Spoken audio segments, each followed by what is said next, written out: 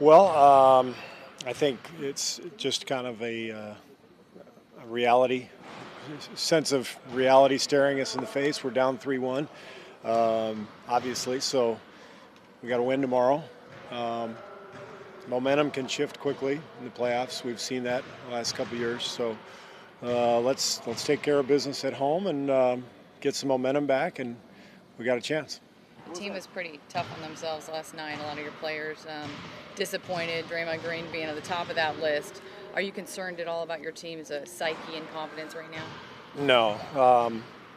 Draymond always blames himself every time we lose. He goes over the top. It's not his fault. He didn't play a good game last night, but nobody did. And I like that he's accountable. I like that other guys, Steph, same thing. Everybody wants to take blame, but it's us. It's all of us. It's coaches. It's players. We have to do better, and we're confident that we will. And we've got a day here to kind of clear our heads and get back to work tomorrow. What was the plane ride? It was not festive. It was quiet. Was it productive at all? Or? Well, yeah. I mean, we always watch the game tape that coaches do on our computers, and so we talked about some possible adjustments, and we'll meet upstairs after I'm done here and watch the tape and spend the rest of the day, coming up with our game plan for tomorrow night. Steve, Bogan provides a lot of your production. He's only Yeah. 14 minutes in this Yeah. game. Is this a massive matchup issue, or is he just not helping? He's fouling. He's got 13 fouls in 56 minutes. He's almost fouling out of every game in 10 to 15 minutes. He's got to be smarter with his fouls. We need him out there. He's a +7 last night in 11 minutes. When he's out there, we rebound better. We've got a good passer out of the post. We want to play Bogut more, but he's got to stay on the floor. I know Steph Kerr. Doug Wyman's question. Westbrook, what specifically makes him such a meaningful?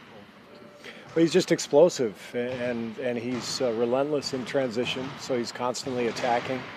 And you have to be diligent about getting multiple guys back, building a wall in front of him. In the last couple of games, on his home floor, he really got through our defense in transition a lot, and those were killers. And then, he's always attacking the rim, so he's going to get to the line a lot. We've got to do a better job of not fouling, but he's a great player. Are you committed to Curry primarily guarding Westbrook? No, not necessarily. Actually, for the most of the series, we've had Clay on him. We've started Steph on him, but Clay has guarded him mostly. But Clay was in foul trouble last night, which necessitated the change, and that'll change from game to game. But no, that was last night. Steph ended up on him more because of the foul trouble. I know Curry is not going to use the knee as an excuse, but there's a report out there by Yahoo that a source close to Steph says he's playing at 70% at best. How does he look to you? Is that sources with knowledge of the team's thinking? That's my favorite favorite expression these days. Yeah, sources with knowledge of the team's intimate thinking. Well, who would that be? I don't know. Nobody has said anything about Steph being 70% to me. Our training staff, relatives, friends, sources with knowledge of our team's thinking. Nobody has told me he's 70%. So apparently they told the media, but they didn't tell me. How does he look, though, to you? Does he look as explosive as he's been? No, I think the last couple of games, obviously he hasn't played as well as he can. He looked great in game 2. He got free. I know he's not injured. I mean, if he were injured, he would not be playing. Is he bothered a little bit? Perhaps, by the layoff. I mean, he went 3 weeks without basically playing a game. So he just may not be quite where he needs to be, but it's not an injury. If that's the important thing to note. And this is the reality. Playoffs, nobody cares. Everybody has issues and injuries, and you got to play through all that stuff. Do you have to rethink how you defend Robertson? He's really done a good job. Yeah, you heard us last night. We were very, very careless in terms of roaming off of him, and he did a good job moving without the ball. They put him in a lot of screens and that kind of stuff, which we expected. And the tape showed a glaring deficiency defensively in terms of accounting for him. So it's one thing to play off a guy, it's another thing to forget about him. We were forgetting about him, and that can't happen. Have they game planned to figure out how to exploit that, you think? Yeah, they've done a good job. We've talked about that since the first two games. What would we do? And we always do that. If we were in their shoes, what would we do? I'm sure they do the same thing. I think most coaching staffs do. And so this is exactly what we expected, what we're seeing, but we're not executing what we are trying to accomplish. So we have to reevaluate. I know, I'm sure you know the odds of teams coming back with 3-1, particularly in the conference finals. I mean, I don't know if you can talk to your team, but what would make this situation different for this team? Well, we are the defending champs. Most teams that are down 3-1 in the conference finals, I don't know the stat, but I'm guessing most of them weren't the defending champs. We feel very confident. We've got potentially 3 games, 2 of them at home. We knew after we lost game 1, we were going to have to win 1 game in OKC, and we failed our first 2 chances. So we'll take care of business at home, and we'll have one more swing down there, and like I said, see what happens. Steve, if you were asked to put a percentage on Steph right now, what would it be? I have no idea.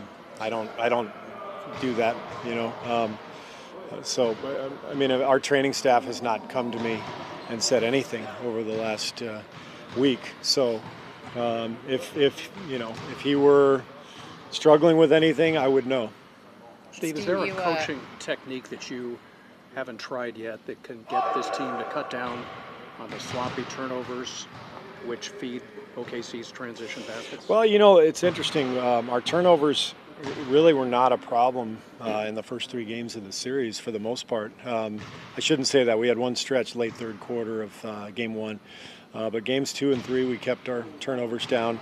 Last night was inexplicable. They forced some, but it felt to me like the vast majority were just silly passes through traffic, trying to go over the top, lazy passes. We were not sharp. We were not prepared to play last night, and that's my fault. That's my job as a coach, is to have them prepared, and we were out of sync last night. You said the same thing after game 3. Said what? That you didn't have them prepared well, Yeah. and that nobody played well. And you Yeah. said right here a few minutes ago that nobody played well last night. Well, except for Clay. I think Clay played well last third, night. yeah. But no. Look, when we play like that, it's our fault. It's everybody's fault. So it's my job to prepare the team to play. It's the team's job to take care of the details and follow the game plan. It's our job collectively to figure things out, players and coaches, as the games go on. And we haven't done that. So we all take blame. Steve, obviously you guys faced some adversity during the season. You missed the first 43 games, and you played with the pressure and the target on your back. But you never had that stretch of games where you were really out of sync and you lost multiple games in a row. Now you're doing it in the postseason at the highest stakes. Is it hurt not having that experience of having to battle yourself out of one of those stretches? No, I don't look at it that way. This team has been together for actually longer than I've been here. They've been together for several years, but over the last couple of years, we've had to battle out of plenty of adversity. The season did go, obviously, really well for us, and we didn't have any long stretches of poor play. But we knew what to expect come playoff time. It's a totally different deal. You're playing obviously great teams, especially as you get deep in the playoffs. We're playing a team that's playing at a really high level right now. So we have to match that and exceed that. And the good thing is it's best of 7, and we still have a chance. Draymond is so good mentally, but are you worried at all that he's sort of gotten inside his own head and kind of isn't sure what's up? Yeah, Draymond, by his own admission, was not himself last couple games. And I'm always 100% confident in Draymond and his ability to respond to adversity. That's what he's all about. What do you make of the fact that maybe for the first time he hasn't? I agree with that. I mean, usually it's one bad game and then he bounces back and plays great. This time it's 2. So he'll figure it out. We'll figure it out, and he'll play much better. Usually the team feeds off. They're small, Excuse me? What are the difficulties that their so-called small lineup is giving you? Well, their small lineup is a lot like our small lineup. You know, when you have a lot of talent and versatility, when you go small, there's a reason it's difficult to guard. You got a lot of floor spacing. You got a lot of guys who can put the ball on the floor, make plays, and so it's a similar dynamic to what we do. And right now, their small group is outplaying our small group, and I'm confident that can change, but we've got to fix some things. Is there I know you guys didn't underestimate it. Do you think people tend to forget that Durant is 7 feet tall and become a much better defender? If people forgot that, we certainly didn't. You know, we knew coming in exactly what we were up against. You know, Durant is one of the best players in the league. We know that. He has been for 6-7 years. He had a terribly frustrating season last year with the injuries. They've had a lot of frustration over the years, and you know, they're healthy, they're whole, and they are determined. And you know, they want what we have. You know, we have a banner hanging up in here, and we take great pride in that. And it's a hard thing to accomplish, and they've been close, but they haven't done it. And they're coming after us. They're you know, really getting after it and playing well and competing. And we got to stand up to that. We got to match up to that intensity. And we know they're going to be talented, so they're going to make tough shots. It's all the small details that we've got to take care of. Steve, you said, like when you said that, you said it's a reality show. The reality is you got to win 3 games. Right. I mean, you got to win, you know, in essence, win one Sure. game 3 times. How do you get them to think in terms of just going after one game as opposed to looking at the whole game? I don't think it's that hard to sort of rationalize it all, really. We're home. We have a chance to regroup in front of our home fans. And if we can do what we've done for 2 seasons, which is protect our home floor, then we're at 3-2 and we have momentum. And we knew, as I said, after game 1, we knew we'd have 3 shots to win on their home floor. And we failed the first 2 times. We just want to give ourselves one more try, you know, Oklahoma City. How much of a lift is playing back at home? I mean, it's a big lift. You know, I think these are 2 of the best home crowds in the league. You know, their crowd was great for them. Our crowd is always great for us. So series can change, you know, quickly. You know, you get down 3-1, but you have 2 of the 3 at home. That's a lot different from 2 of the 3 on the road. And we need to win one game. We need to change things around and change the momentum. and you mentioned last night that if you win, you put the pressure on them. Yeah, Correct? correct. You know, that's kind of the thinking going in.